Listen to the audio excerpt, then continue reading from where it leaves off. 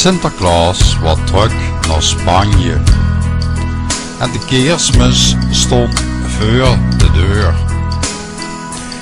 Iedereen was een beetje hectisch, want ze moesten zorgen voor de cadeautjes voor de hele familie en het eten voor die dag.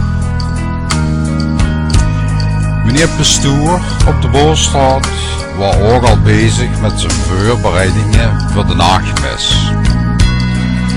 De lui begonnen binnen te stromen, maar daar bleken niet genoeg stoel te zien. De pastoor zelf had dat ook gezien, maar hij dacht voor zijn eigen: verrek maar, want de rest van het jaar laat we ook niet zien. Dus ik kan niet van de ene avond al die stoelen uithalen. Na de nachtmis traditie bestreek, zei ze moetjes thuis bij mij eten. Zo brak 's morgens de eerste kerstdag aan. Mam die ging direct de keuken in achter de cuisinière en begon met de voorbereidingen voor de diner.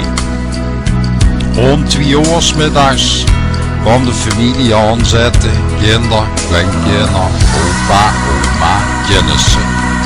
En wordt eerst geapparatief.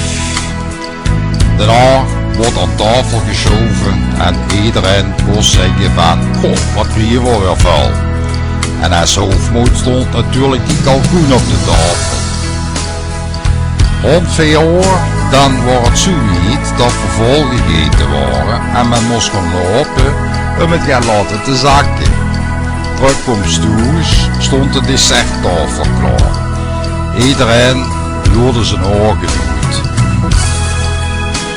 S'avonds natuurlijk maken we avondeten, ook een uitgebreide tafel met lekker dingen, geruchte zalm, paling, noem maar op. Toen was nog even televisie kijken en de eerste kerstdag zat erop. De tweede kerstdag dezelfde traditie. Vooral eten en vooral drinken. Die kost het ook anders. Maar er waren er zo ook onder ons bestreekte heren. Die zagen, vooruit nog met de traditie, weer gewoon op wintersport. Dan dat groepje die er zo teruggekomen met een gebroken klauw. Maar ja, dat wordt te verwachten. De eerste week van het nieuwjaar natuurlijk veel nieuwjaarrecepties. Die met een gebroken klauw gingen ook naar de receptie. Maar werken, oma, dat kost niet.